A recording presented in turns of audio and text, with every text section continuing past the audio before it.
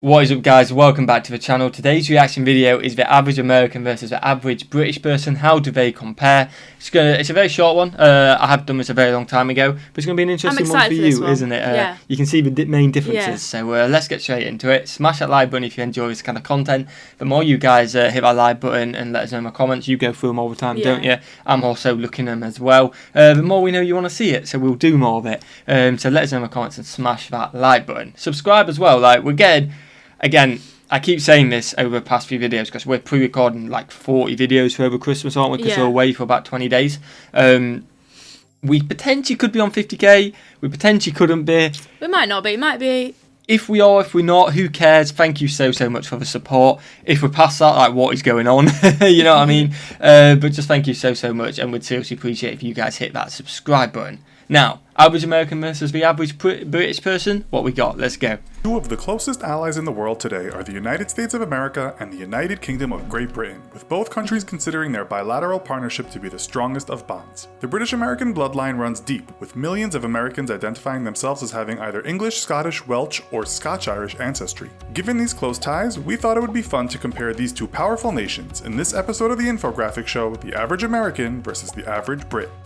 Don't forget to subscribe and click the bell button so that you can be part of our notification squad. First of all, we should explain what the United Kingdom of Great Britain is, as it's often an area of confusion. When we talk about the UK, we are referring to the United Kingdom of Great Britain and Northern Ireland, which is a sovereign state consisting of 4 countries: England, Scotland, Wales, and Northern Ireland. The average Brit we are discussing today is someone from the UK.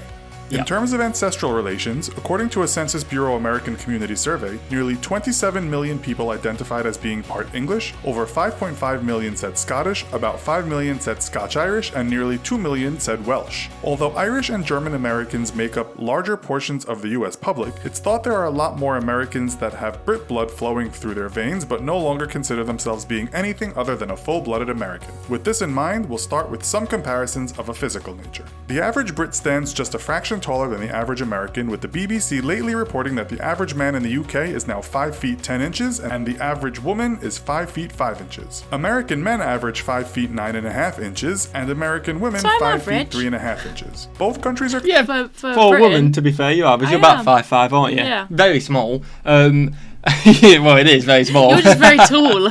I am about 5'11", 6 foot, kind of around that. I am around that. Yeah. Maybe we'll measure it one day, but I am around that. You know what? This actually surprised a bit. I don't know why, but I just picture an American to be taller. Maybe it's that whole stereotype of being loud and stuff like that, like projecting. I expect them to be that. Maybe everything's done bigger. Maybe that applies to it as well. What did you reckon? I didn't really think too much about it. Well, yeah, I didn't really. I didn't sit up at night. Oh, I wonder who's taller. No, but I get the whole louder thing. I feel like stereotypically taller people may be louder. I don't want to say that because people project their voice more. People are going to come for me, but I don't. I know that they're not. But that's just like, I feel like that's a stereotype. Like, louder people are bigger, taller people. I think it's science as well. The higher you up, you're projecting down on people. People think you're shy, and that's just a stereotype. Definitely. And then obviously you've got the American stereotype. So it's not much at all, really, is it? You're talking 2 centimeters. It's not, is it? It's not much. It's not at all, but we're taller, apparently.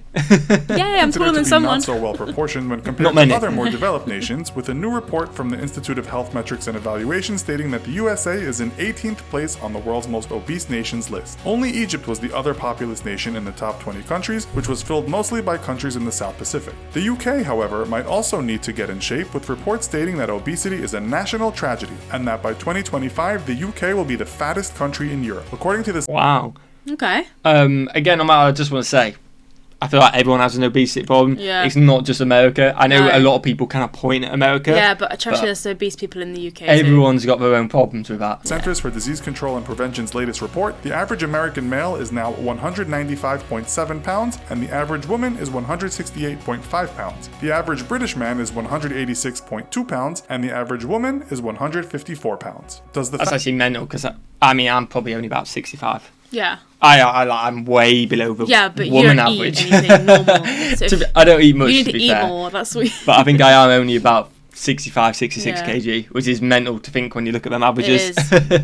Fact both countries are perhaps on the heavy side influence life expectancy. American men on average will live to 77.11 years, and American women 81.94. Citizens of the United Kingdom can expect to clock out at a similar age on average, with male life expectancy standing at 79.1 and female life expectancy 82.8. The median age, Women meaning half longer. the country is older and half the country younger, is 37.8 in the USA for men and women, and right on 40 in the UK. Which country is making more babies at the moment? Current statistics state that the US and UK are similar here, with births per woman in America averaging 1.84 and in the UK 1.9. Marriage rates have decreased in many developed nations over the last few decades. According to the CDC, in 2015, 6.8 people per 1,000 of the total population tied the knot in the USA, while in the UK that number was 4.5 per 1,000. Around 42% of UK marriages ended divorce, with almost half of US marriages ending divorce rate though. That is mental. Half. Wow. People that get married are going to get divorced. That is mental, isn't it? Wow. Way. On that sobering note, we'll take a look at money matters. In terms of industry, both nations are considered champions of the world, but according to the United Nations Economic Commission for Europe, the USA citizen grosses a higher salary than the average UK person. The average gross salary in the USA was the 5th highest in the world at $4,893 per month, while the UK sat in 14th place on the list with an average of $3,461 per month. In terms of cost of living, Americans might need the few extra dollars, with one report putting the USA in 18th place in the world on a cost of living index and the UK in 29th place. We must also note that cost of living and wages can change dramatically from city to city. If we take a look at the economics Big Mac index, we find that the cost of a Big Mac in the US is $5.06, while the Brits only pay $3.73. That's an expensive Big Mac, isn't it? You can get, for us, I think around that, that, you can get the whole meal, like the chips, the burger, a drink for that. Get everything. I think we pay £4.99, which is probably about £5 something. Yeah. For the whole meal. Probably about $6 or something like that. So it's not far away. But I love the Big Mac index. We should make that a thing everywhere. The Big Mac index. That's just like $3.73. Yeah. So that's about like £3.10, I'd say, maybe. Yeah, because I think we pay £3.99. I'm not that I get Big Macs all the time, but I'm pretty sure it's £3.99. So I don't know in this video, maybe it's gone up. Potentially. A Big Mac is my go-to, isn't it? At the same time, the index shows someone in London has to work on average 1 minute longer than someone in New York to buy the same burger. At the high end of the earnings, to work on average 1 minute longer than 73 cents. At the same time, the index shows someone in London has to work on average 1 minute longer than someone in New York to buy the same burger. So even though it costs more, that goes with the whole how much you make, but we have to work harder for the cheaper price. It's worth it. Worth every minute. Which is then even more brutal for us when we come over to you guys and we've got to pay more, and but still have the same work. We've still paid the work, done the work for it. So we have to probably work like half an hour longer, whereas for you guys, you come, you do your work, get the same amount of money, come to us, and it's cheaper. Yeah, that's not fair. That's even better for you guys. At the high end of the earnings scale, the US is home to the richest man on the planet, Microsoft co-founder Bill Gates, whose fortune amounts to around $87 billion. The richest person in the UK is actually listed as... That has actually changed now. I believe it's Elon Musk now. Okay, I think I've seen that in the news actually. I think it's Elon Musk now, but again, he still would be US. He's got a lot more money than us. Who are part of the Hinduja family. Their net worth is around $16.9 billion, according to Forbes. In total, there are 134 billionaires based in the UK, according to the Sunday Times, while the USA has the most billionaires in the world at 565. What do Americans and Brits get for all their hard work? Well, the Brits don't work as hard, according to one study that divided the total number of hours actually worked by the average number of people in employment per year. The USA was 16th on the list at 34.40 hours per week, and the UK was 24th on the list at 32.25 hours per week. The Brits also get more time off, with workers by law given 5.6 weeks of paid vacation time per year. In the US, there is no such law, and paid time off is an agreement made between the employer and the employee. That's brutal, because you could hardly end up with any. But you're a teacher, like you get... it makes me sick. You get 6-week holidays, and you get like 3 half terms, it's all 2 weeks long.